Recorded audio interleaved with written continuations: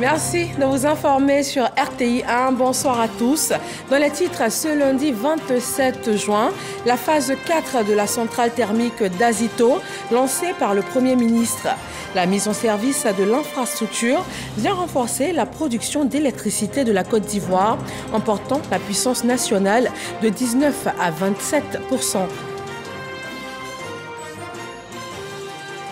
Emploi jeune, un programme spécial d'insertion des jeunes résidant dans les zones frontalières du nord du pays, va bientôt contribuer à lutter efficacement contre le terrorisme et en même temps à créer des emplois pour des milliers de jeunes Ivoiriens. Une Côte d'Ivoire plus verte d'ici 2030, le ministère des Eaux et Forêts veut y parvenir. Une opération de reboisement de plusieurs essences arboricoles a été lancée dans le parc d'Anguédédou. L'activité est symbolique, elle ouvre une phase de sensibilisation générale. Et puis le sommet du G7 a ouvert hier dimanche. L'Afrique invitée est représentée par le président sénégalais Macky Sall, président en exercice de l'Union africaine. Il plaide la cause du continent, très touché par les conséquences de la guerre entre la Russie et l'Ukraine. Bienvenue. Le Premier ministre Patrick Achi a inauguré ce lundi le cycle ouvert de la phase 4 de la centrale thermique d'Azito. La mise en service de cette unité va renforcer la production nationale qui passe ainsi de 19 à 27% de puissance. Alexis Ouedraogo. En un clic, le Premier ministre met en service la turbine GT21 de la centrale thermique d'Azito. D'une capacité de 180 MW, cette unité vient renforcer la production d'électricité dans le pays. À l'heure où nous faisons face à de nouvelles incertitudes liées à des soubresauts au niveau mondial, un secteur énergétique fort et viable est nécessaire pour continuer à alimenter la dynamique de croissance de l'économie ivoirienne. L'extension va permettre d'accroître la fourniture d'électricité à long terme en Côte d'Ivoire et ainsi contribuer au développement d'un approvisionnement plus efficace. L'inauguration de la turbine à gaz porte la capacité totale de la centrale d'Azito à 640 MW et fait ainsi d'elle la plus grande au plan national, soit 25%. D'un coût de 217 milliards de francs CFA, la nouvelle turbine à gaz de la centrale va soutenir deux importants programmes déroulés par le gouvernement, dont celui de l'électricité pour tous qui permet aux ménages d'avoir un compteur électrique à la maison, notamment en milieu rural, et celui du maintien de la réduction de 20% du tarif domestique social pour limiter le poids du budget de l'électricité dans les ménages. Il faut quand même savoir que, alors que nous enregistrons un taux de couverture d'électricité de 33% en 2011, grâce à la stratégie et au leadership de son Excellence, M. le Président de la République, en mars 2022, plus de 82% des localités ont accès à l'énergie électrique en Côte d'Ivoire. Et demain, l'objectif très concret du programme Côte d'Ivoire solidaire, c'est d'atteindre 100% de couverture grâce au programme social du gouvernement PSGouv 2, afin de parachever ainsi l'immense ambition d'être une nation en marche, moderne et prospère. Et le gouvernement compte aller plus loin. Nous avons l'ambition, et je le dis, d'être au cours des prochaines années à l'horizon 2030, l'acteur majeur principal du hub énergétique sous-régional ouest-africain. Cette ambition puissante devra se concrétiser de deux façons, qu'incarne parfaitement cette nouvelle turbine d'Azito. D'une part, satisfaire pleinement nos besoins en électricité au plan national, mais également produire assez d'électricité pour pouvoir exporter, comme je le disais, vers de nombreux pays de la sous-région. La mise en service de cette unité va renforcer la production d'électricité de la centrale d'Azito, passant de 19% à 27% de puissance nationale installée. Le ministère de la Promotion de la Jeunesse, de l'Insertion professionnelle et du service civique annonce un programme spécial d'insertion des jeunes résidant dans les zones frontalières du nord du pays. Il s'agit de lutter efficacement contre le terrorisme et dans le même temps créer des emplois pour des milliers de jeunes. Ahmed Traoré et Jean-Marc Djadji. L'objectif du programme spécial d'insertion des jeunes résidant dans les zones frontalières du Nord est de renforcer le cadre de coordination. Ce, pour assurer la cohérence et le caractère intégré des interventions de l'État. Ce programme contribuera à créer 19 812 emplois, d'où le décaissement de 8,602 milliards de francs CFA par la Côte d'Ivoire et son partenaire, les Nations Unies.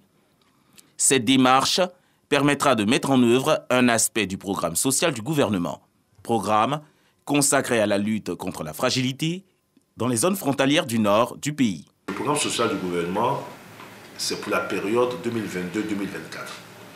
Les 19 000 jeunes dont nous parlons, c'est pour l'année 2022. Mais notre objectif sur les 3 prochaines années, c'est 60 000 jeunes dans cette zone. Et donc sur les 60 000, pour cette année, nous avons 19 000 auxquels vont venir s'ajouter les 3 000, donc ça portera à 22 000. Donc on doit clore la phase 1 de ce projet au 31 décembre. Mais dès le 1er janvier 2023, la phase 2 va commencer et donc il y aura d'autres sélections. Notons que 6 régions du pays qui font frontière avec le Mali et le Burkina Faso sont prises en compte pour la mise en œuvre de ce programme. À ce jour, ce sont plus de 31 000 jeunes qui ont déposé leur dossier pour espérer obtenir un emploi. Un autre programme pour la jeunesse, le concours Ma thèse en 180 secondes, on en parle. Il s'agit pour les doctorants de présenter leur sujet de recherche en des termes simples et cela en 3 minutes chrono. Il est initié et piloté par l'Agence universitaire de la francophonie. Sephora Zegui pour la phase finale. 92 élèves de l'INPHB, de l'Université Félix Houphouët-Boigny et du lycée Blaise Pascal viennent de recevoir leur attestation de réussite au concours d'entrée dans les grandes écoles françaises d'excellence.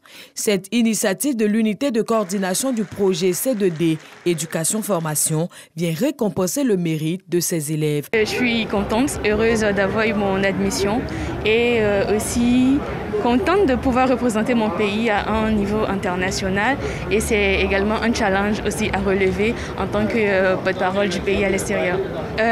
C'est un grand sacrifice que le pays fait pour nous à travers le financement de ces études à l'extérieur qui coûtent assez de ressources à notre pays. On prend l'engagement pour être des acteurs de la Côte d'Ivoire de demain. Des résultats qui démontrent de la performance du système d'enseignement supérieur ivoirien au niveau international. En témoigne Moussa Diaby, le directeur de l'INPHB.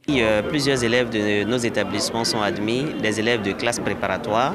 Mais ce dont on n'a pas parlé aujourd'hui, c'est qu'on a aussi des admis en cycle ingénieur qui vont en double diplomation. Mais pour ceux des classes préparatoires, le premier résultat majeur que ça témoigne en fait, c'est la qualité de nos formations en prépa. L'État de Côte d'Ivoire va débourser en moyenne 4 millions de francs CFA par élève admis dans ces établissements. Le gouvernement attend donc de leur retour au pays après les études afin qu'ils contribuent à son développement. La Côte d'Ivoire a investi énormément d'argent sur leur formation. Donc ils vont intégrer des écoles prestigieuses en France, c'est vrai. Ils vont bénéficier d'une formation de très grande qualité, c'est vrai. Ce seront des ressources humaines de qualité, c'est vrai. Mais il est évident que ce que nous recherchons, c'est qu'il faut qu'après leur formation dans ces écoles d'excellence françaises, il faut que ces étudiants nous reviennent pour venir participer à leur façon au développement de la nation. Bon, nous allons prendre un certain nombre de dispositions pour que cela soit. Ces 92 récipiendaires sont répartis comme suit dans les établissements français d'excellence. 7 sont admis à X Polytechnique Paris, 7 à HEC, 2 à Supélec Paris, 3 à l'École supérieure de commerce de Paris, 15 au groupe des écoles de l'Institut national polytechnique de Grenoble, 3 à l'École spéciale des travaux publics, du bâtiment et de l'industrie de Paris et 34 au groupe des écoles centrales de Casablanca au Maroc. Vous venez plutôt de voir le reportage sur les élèves ivoiriens admis aux grandes écoles françaises après un concours. Il faut savoir que la Côte d'Ivoire est le pays qui compte le plus grand nombre d'admis à ce concours prestigieux. Lycée hôtelier d'Abidjan, les bâtiments construits, rénovés, réhabilités et équipés ont été visités par le vice-président de la Banque mondiale, Ousmane Diagana. Les travaux ont été financés par la Banque mondiale, en plus d'un volet formation, à hauteur de 750 millions de nos francs. David Soyo et Jean-Marc Djadji nous y conduisent. Le lycée hôtelier d'Abidjan reçoit des visiteurs spéciaux. Il s'agit du vice-président de la Banque mondiale, zone Afrique de l'Ouest et centrale, accompagné du ministre de l'Enseignement technique et de la formation professionnelle. Ousmane Diagana et Kofi Nguessan visitent successivement les bâtiments rénovés, réhabilités et équipés, notamment la salle multimédia et les ateliers de cuisine. Montant 750 millions de francs CFA financés par la Banque mondiale à travers le projet Emploi Jeunes et Développement des compétences PGDEC. Je suis fier d'avoir, en tant que Banque mondiale, accompagné le gouvernement dans cela et de noter que véritablement il y a des perspectives heureuses et que par conséquent, dans le cadre d'un plus grand projet qui est en préparation, d'autres soutiens viendront pour le renforcement de ce dispositif. Kofi Nguessan profite de cette rencontre pour décliner la vision de l'État. Elle comporte deux axes. Le premier axe, c'est l'Académie des talents, c'est-à-dire tous ces jeunes qui sont en formation initiale. Mais le deuxième axe, soutenu par le gouvernement, c'est l'école de la deuxième chance. Tout ce stock de jeunes déscolarisés, diplômés sans emploi ou mal insérés en emploi, tous ces jeunes vont être recrutés dans l'école de la deuxième chance pour avoir une formation professionnalisante. Cette deuxième chance, ils sont nombreux à en bénéficier. Doriane est passée du désespoir à l'espérance. J'ai bénéficié d'une formation de 1 an. Grâce à cette formation, aujourd'hui, je suis autonome. Parce que sans cette formation, aujourd'hui, peut-être j'étais à la maison, à ne rien faire, me promener. De 2012 à 2020, la collaboration Banque mondiale État de Côte d'Ivoire par le biais du PGDEC a permis à 12 000 jeunes de s'insérer dans le tissu économique et social. Direction le Maroc pour l'Assemblée générale de l'Organisation internationale ID for Africa. C'est le plus grand événement mondial consacré à l'identité.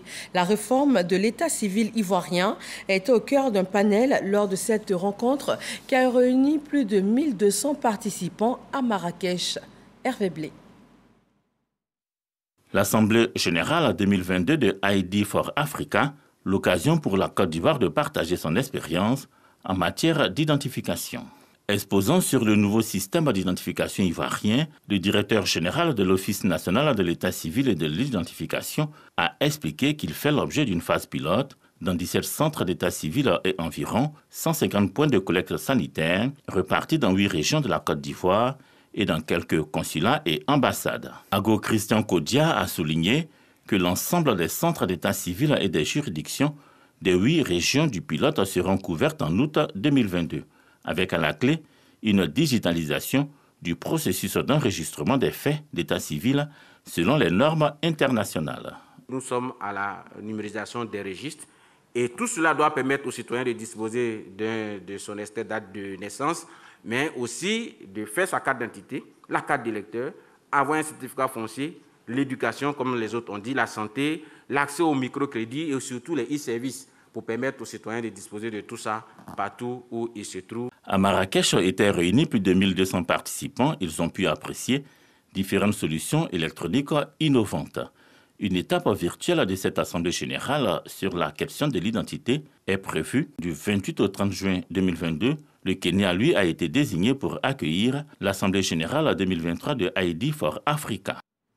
La Côte d'Ivoire se veut plus verte et se donne les moyens d'y parvenir, notamment d'ici 2030.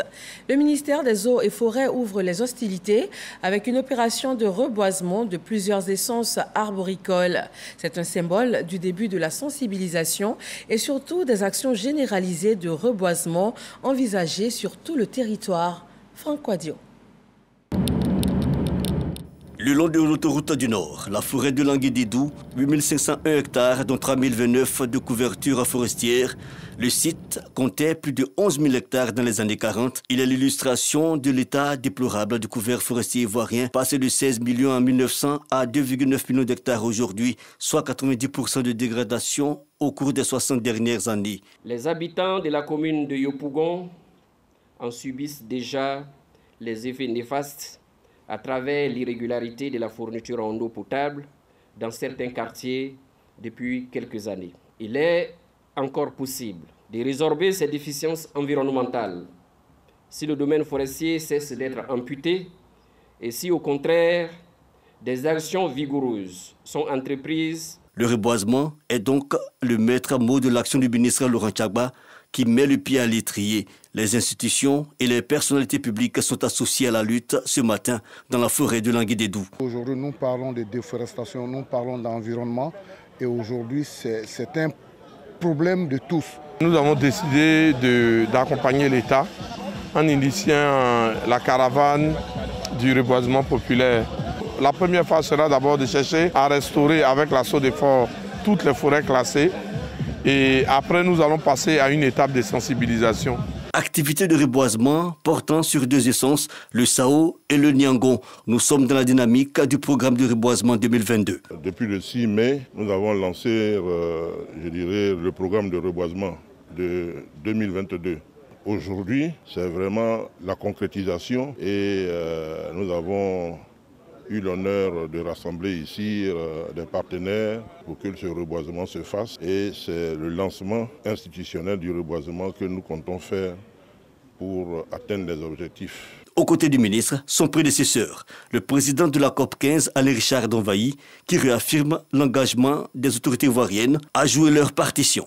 En tant que président de la COP15, mon devoir est de faire en sorte que notre pays ait les moyens de son ambition et surtout de ses engagements pour que, à travers le programme qu'a lancé le président de la République, nous soyons un pays pilote dans la reconquête de la forêt pour freiner la désertification. L'inventaire forestier 2021 note que si rien n'est fait, la Côte d'Ivoire sera à moins de 2 millions d'hectares avant 2035. Mais le pays a pris l'engagement de reconquérir le plafond de 6 millions d'hectares avant 2030, une ambition réalisable qu'avec l'implication de tous. Le couvert forestier ivoirien dégradé à 90% au cours de ces 60 dernières années, ce qui crée forcément de gros problèmes environnementaux. Et leur résolution est également au cœur de l'action de l'Association internationale des maires francophones. Elle prépare sa 42e Assemblée générale et la COP des villes sur Abidjan. Les élus locaux et les partenaires des villes de l'espace francophone veulent apporter des réponses concrètes. Jean-Marc Djadji. Abidjan accueillera du 28 au 2 juillet 2022 la 42e Assemblée générale de l'Association internationale des maires francophones, AIMF, et la COP des villes sur le climat. Deux rendez-vous pour relever les défis du changement climatique et trouver des solutions aux problèmes liés au cadre de vie des populations de l'espace francophone. Notre objectif d'abord, c'est de dire que ce ne sont pas des villes qui se mettent en combat, ce sont des maires. Ce sont des femmes et des hommes qui ont été élus au suffrage universel et qui vont s'engager. Deuxièmement, c'est que ces femmes et ces hommes, il faut les accompagner. 11 000 tonnes de gaz carbonique sont produits par jour dans le district d'Abidjan. Un danger permanent pour l'environnement. Quand vous dimensionnez par exemple des ouvrages, pour dire que je calcule mon ouvrage avec une pluie de 20 ans, c'est-à-dire pendant 20 ans, on ne doit pas avoir de problèmes sans trop de dégâts. Avec les changements climatiques, la pluie qui est prévue de revenir dans 20 ans revient au bout de 3-4 ans. Ça veut dire que tous les calculs ont été faux. C'est pourquoi on insiste pour dire que les mesures que nous devons prendre pour lutter contre les changements climatiques, ces mesures doivent être respectées. Plus de 600 millions de francs CFA seront attribués pour 8 projets d'élus locaux après l'élection de nouveaux bureaux.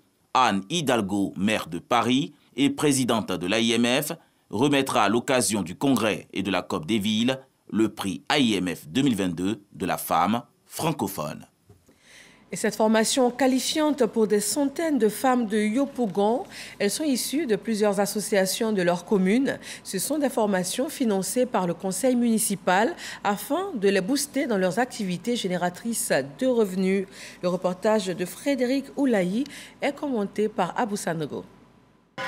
Ces femmes des sous-quartiers Niangon Sud à gauche, Sidesi Terminus 42 et Millionnaire Banco Nord dans la commune de Yopougon bénéficient de subventions et de financements en vue de booster leurs activités génératrices de revenus et d'autres de formations qualifiantes.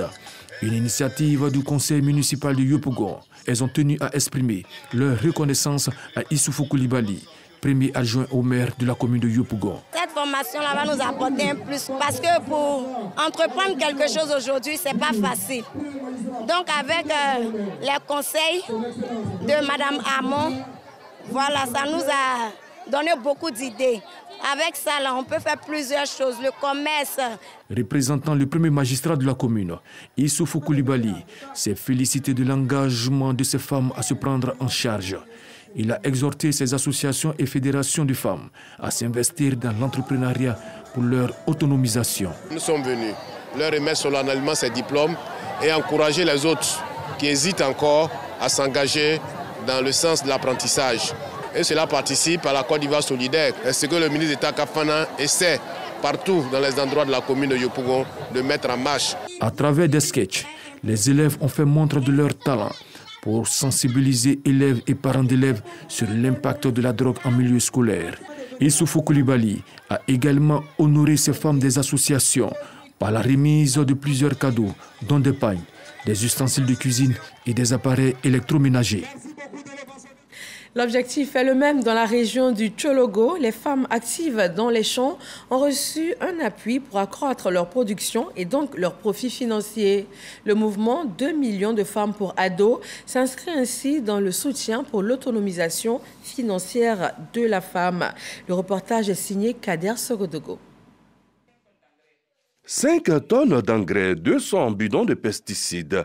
C'est le don fait au groupement et coopérative agricole féminin de Fekese-Dougou, Kong et Wangolo-Dougou. C'est une contribution du mouvement 2 millions de femmes pour ados.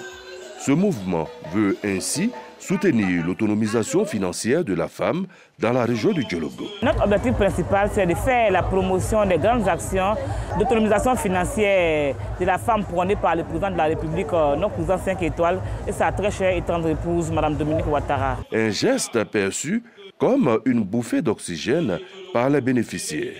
À chaque fois, nos femmes viennent nous demander qu'elles ont besoin des engrais. L'engrais est devenu très cher. Le sac d'engrais fait aujourd'hui 25 000 francs. Si on a eu la possibilité d'avoir un peu pour donner à nos soeurs, vraiment, on dit que merci à Mme Diabaté. Avec ces produits phytosanitaires, nous allons augmenter nos rendements dans nos différents jardins, dans nos différents bas-fonds où nous faisons le riz. Le haut patron de la cérémonie, le ministre d'État, Tédé Birahima Ouattara, président du conseil régional du Tchologo, à travers sa représentante, ne cache pas sa joie. En faisant ces dons aux femmes du milieu rural, cela contribuerait significativement à l'amélioration de leurs conditions de vie, à une meilleure autonomisation de ces femmes, donc au bien-être de la famille. Chaque fois qu'une femme est autonome, elle investit plus dans le foyer. Des dons suscitent forcément de la joie et du bonheur. Les femmes de Tchologo ont transformé la cérémonie en véritable moment festif. À Touba, dans le nord de la Côte d'Ivoire, ça a aussi été la fête. Les populations de la région du Bafing se sont réunies pour faire le point de l'état de développement de leurs différentes localités. Il y a encore du travail à faire, mais elles se félicitent déjà de tout ce qui a été entrepris par le gouvernement. Eve Boué, notre correspondante locale. Ces dernières années, les populations du Bafing ont bénéficié de plusieurs infrastructures dans les domaines de la santé, l'éducation, l'approvisionnement en eau potable, l'électrification rurale, entre autres. En plus de cela, le capital humain est de plus en plus valorisé. Pour tout cela, les fils et filles du Bafing, réunis autour de Moussa Sanogo, ministre du Budget et du portefeuille de l'État, rendent hommage au président Alassane Ouattara. D'abord des prières, des bénédictions et 3 lectures intégrales du Coran à la grande mosquée de Touba pour le chef de l'État et ses collaborateurs. Ensuite, un rassemblement populaire à la place Siboué de Touba. Il a fait plusieurs choses. Mais le plus marquant, c'est le bâtiment de Las Ouaninou, Touba Savela. Vraiment, c'est une œuvre qui va vraiment marquer. Les fils de Touba, ils sont tous là, sans exception, pour dire merci au président, merci au président, merci au président. Nous sommes venus lui dire que nous l'accompagnons. Des bénédictions. Donc c'est un bonheur partagé que tout le Bafing vient aujourd'hui manifester. C'est vraiment une journée de reconnaissance au président de la République pour tout ce qu'il a fait pour notre pays et en particulier pour le Bafing mais également aussi à l'endroit de l'ensemble de ses proches collaborateurs, notamment le vice-président de la République, ainsi que le Premier ministre. Évidemment, nous prions le Seigneur qu'il puisse l'assister afin qu'il puisse conduire à bon port le navire Ivoire. Pour que cette région prenne sa place dans le navire Ivoire, le ministre Moussa Sanogo a appelé à l'union des fils et filles de la région du Bafing.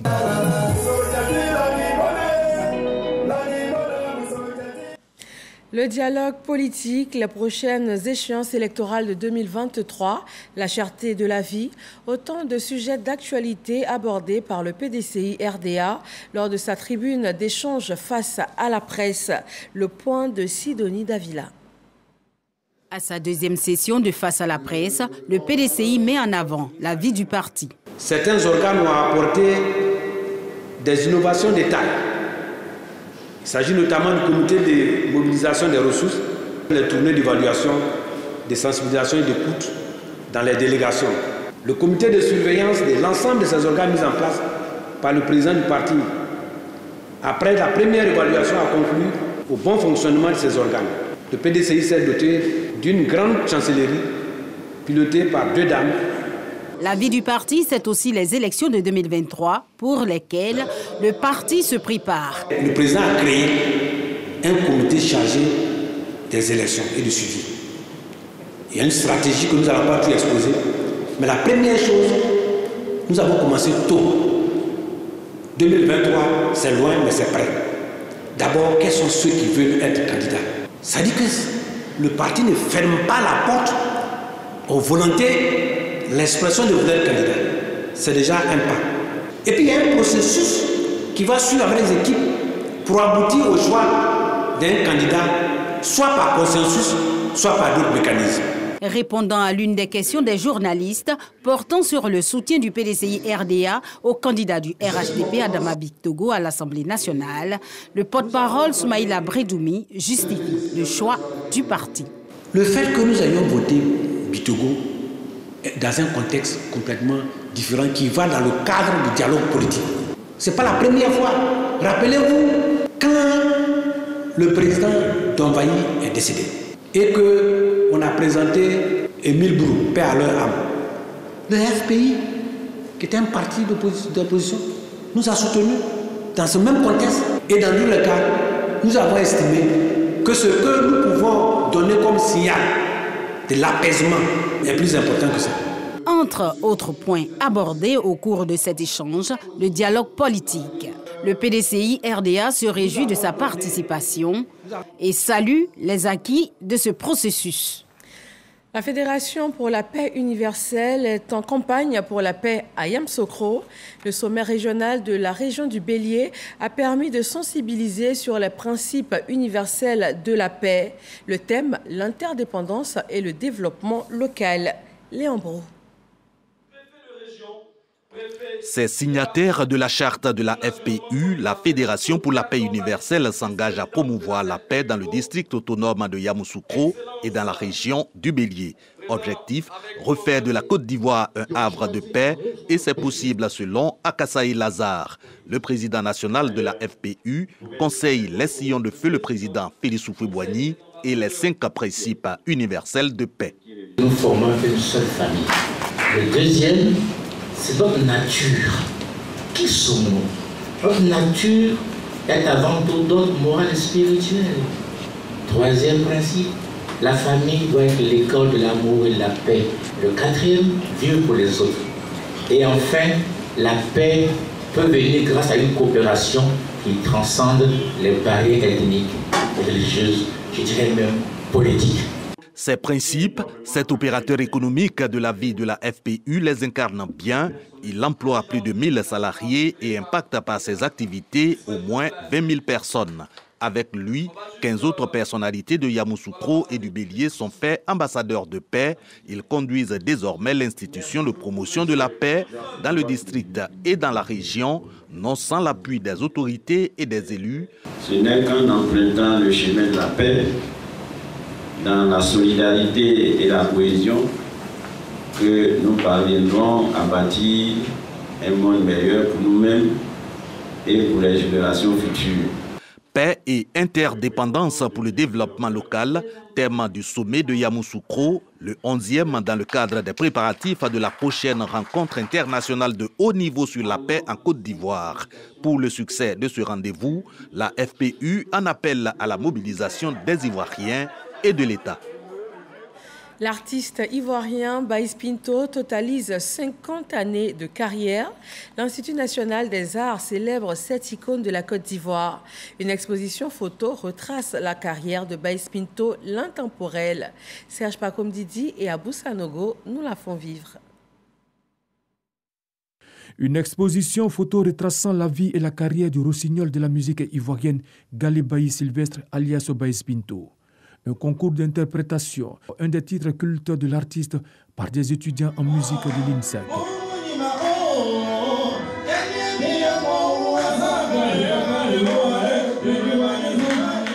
Des activités qui se tiennent dans le cadre de la cinquantaine musicale du rossignol ivoirien Baïs Pinto. Nous rendons hommage à Baïs Pinto pour la qualité de ses œuvres musicales. Mettre M. Baïs Pinto en contact avec nos étudiants, c'est de permettre aussi aux étudiants de s'approprier le modèle de réussite sociale, le modèle de réussite artistique de M. Baïs Pinto. La carrière de l'artiste disséquée autour d'un panel d'échange portant du thème Baïs Pinto l'intemporel. Les panélistes Barthélemy Gogognon et Ndoumi Raymond du Diabostek font un tour d'horizon sur des moments forts de la carrière de l'artiste. L'originalité de sa musique et du contenu de ses chansons, dont la grande majorité sont de grands classiques africains.